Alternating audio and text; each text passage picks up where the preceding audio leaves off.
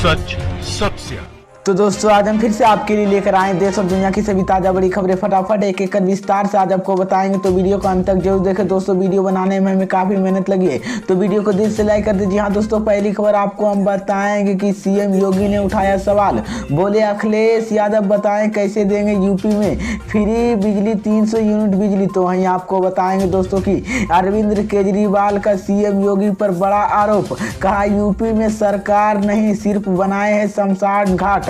तो वहीं आपको बताएंगे दोस्तों कि अखिलेश यादव ने गठबंधन पर ओवैसी का बड़ा बयान, बोले मेहनत मोहब्बत कभी एक तरफा नहीं होती। तो वहीं आपको बताएंगे दोस्तों कि यूपी में बढ़ते कोरोना के बीच रैली पर लगा देना चाहिए रोक, रात दिया रद्द करने टाल दिया जाए चुनाव, जनता ने दिया चौंकाने वाले जवाब। तो वहीं आपको बताएंगे दोस्तों कि यूपी चुनाव से पहले ताबड़तोड़ रैली करने वाले नेताओं पर मायावती का बयान, बोला बड़ा हमला सरकारी खजानों पर चढ़ी है गर्मी।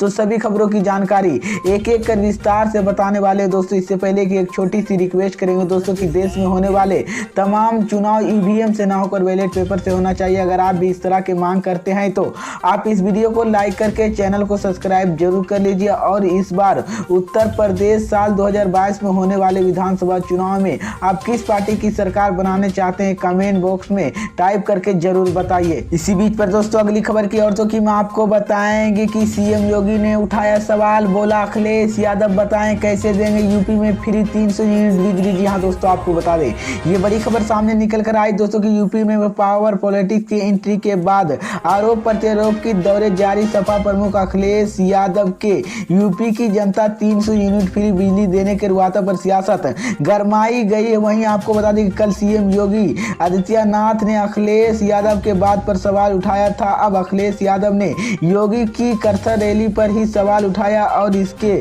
साथ ही उन्होंने बताया कि यूपी में 300 यूनिट फ्री बिजली कैसे देंगे। इसी बीच में आपको बता दें कि अखिलेश यादव ने कहा कि उत्तर प्रदेश में मुख्यमंत्री जानता नहीं है कि राज्य में बिजली की कारखाने कितने बन रहे हैं। हमारी सरकार की सबसे ज्यादा बिजली उत्पादन हुआ था, हमने कोई जगह बिजली की पालन तैयारी की, किसी मदद से 300 यूनिट बिजली मुफ्त देगी। इसी बीच में आपको बता दें उत्तर प्रदेश की मुख्यमंत्री जानता नहीं कि राज्य में बिजली की कारखाने कितने बना रहे हैं, हमारी सरकार सबसे ज्यादा बिजली उत्पादन हुआ। इसी बीच में आपको बता दें कि दरअसल मुख्यमंत्री योगी आदित्यनाथ ने रामपुर के अखिलेश यादव के वादे पर निशाना साधा। सीएम योगी ने कहा है कि कुछ देर पहले पढ़ा रहा है कि बहुआ आज कुछ बोले। इसी बीच में आपको बता दें कि आने वाले पर मुफ्त में बिजली देने की बात कर रहे हैं अखिलेश यादव। आप बिजली की नहीं होते तो मुफ्त बिजली कहां से देंगे, उल्टा जनता के लिए वसूले करते हैं। इसके बाद मैं आपको बता दें कि सीएम योगी ने कहा है कि यूपी में अब बिना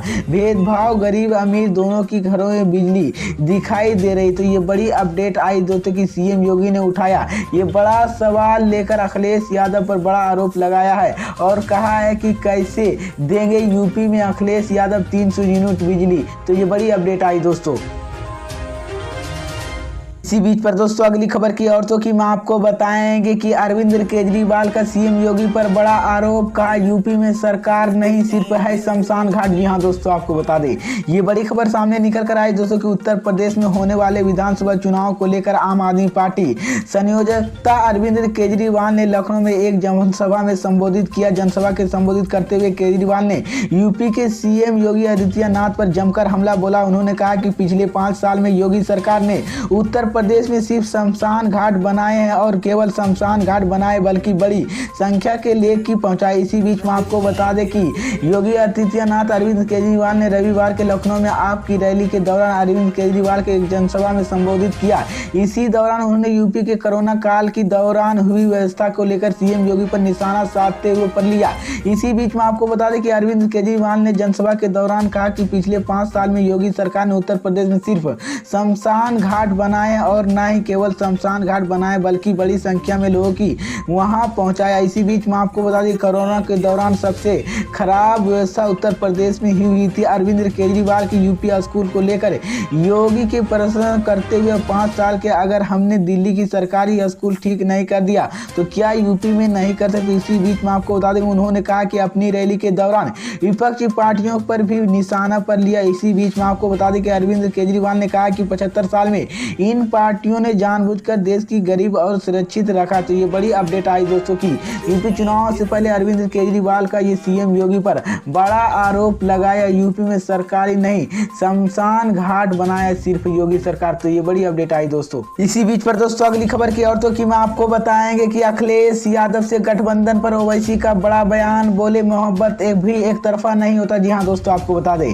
ये बड़ी खबर सामने निकल कर आई दोस्तों की सपा से गठबंधन करने को लेकर असदुद्दीन ओवैसी ने कहा कि समाजवादी पार्टी के प्रमुख अखिलेश यादव सत्ता के लिए मुसलमानों को भूल जाते हैं। इसी बीच में आपको बता दें कि असदुद्दीन ओवैसी ने कहा कि उत्तर प्रदेश की सियासी की दंगागार लगातार पलटवार और नए बयानों की गजना बनता जा रहा है। एक तरफ बीजेपी फिर चैंपियन बनने के लिए प्रदेश की वोटों की सत्ते की पलटवार कर रही, वहीं दूसरी तरफ समाजवादी पार्टी की सरकार लगातार तंज कस रही है। इसी के बीच हैदराबाद के यूपी की सियासी गलियारा तोड़ ठोक रहा असदुद्दीन ओवैसी पर नजर टिकी। वहीं पर बता दें कि बीजेपी बल्कि समाजवादी पार्टी से भी अपने निशाना पर लाते हुए कई बार रैलियां की तीखी बयानबाजी और इसके जवाब पलटवार देखने को मिली है। इसी बीच में आपको बता दें कि जैसे जैसे चुनाव नजदीक आ रहे हैं वैसे वैसे ओवैसी भी ज्यादा अपनी चुनावी राजनीति बदलते दिख रहे। इसी बीच में आपको बता दें कि ओवैसी ने कहा है कि हम समाजवादी पार्टी के साथ गठबंधन करना चाहते हैं, लेकिन मोहब्बत कभी एक तरफा नहीं होती। ओवैसी ने कहा कि अखिलेश यादव और मेरे ऊपर गलत आरोप लगाते हैं कि अखिलेश यादव ने बयान देकर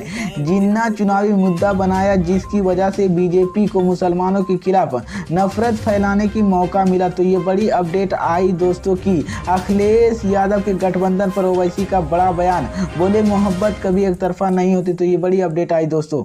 इसी बीच पर दोस्तों अगली खबर की औरतों की मैं आपको बताएंगे कि यूपी में बढ़ते कोरोना के बीच रैली पर लगा देना चाहिए रोक, टाल दिया जाए चुनाव, जनता ने दिया चौंकाने वाला जवाब। जी हां दोस्तों, आपको बता दें ये बड़ी खबर सामने निकल कर आई दोस्तों की करीब 2 महीने के बाद यूपी, उत्तराखंड, पंजाब, गोवा और मणिपुर में विधानसभा चुनाव होने हैं। वहीं दूसरी तरफ कोरोना मामले की फिर से बढ़ने लगे हैं। केंद्र की जारी से गई सलाह की सियासत वजूद संक्रमण के मामले की इजाफा हो रहा है। इसी बीच में आपको बता दें कि ऐसे में आगामी विधानसभा चुनाव कैसे कराया जाएगा, इसी को लेकर आजम संस की स्थिति बनाई हुई कई राज्यों में सरकारों कोरोना को देखते हुए प्रतिबंध लागू कर दिए गए। हालांकि चुनावी माहौल की कोरोना बड़ा नुकसान कर इसको लेकर मंथन चल रहा है। इसी बीच में आपको बता दें कि इसी असमंजस की स्थिति के बीच एबीपी न्यूज की वोटर से सर्वे की जानते। इसी बीच में आपको बता दें कि सर्वे जानने की कोशिश की गई इसी वक्त की आखिरी क्या चाहिए कि कोरोना बढ़ते को कहर देखते हुए सरकार के चुनाव पर क्या फैसला लेना चाहिए और चुनावी मौसम के क्या रैलियां के बाद नहीं कर देना चाहिए। इसी बीच में आपको बता दें कि सेवा में जनता के अलग अलग जवाब दिया और 52% लोगों की मानना है कि रैलियां पर रोक लगा देना चाहिए और 24% जनता के मानना है कि कोरोना के मामले के चलते चुनावों को भी रोक लगा देना चाहिए। इसके अलावा 24% जनता ने कहा कि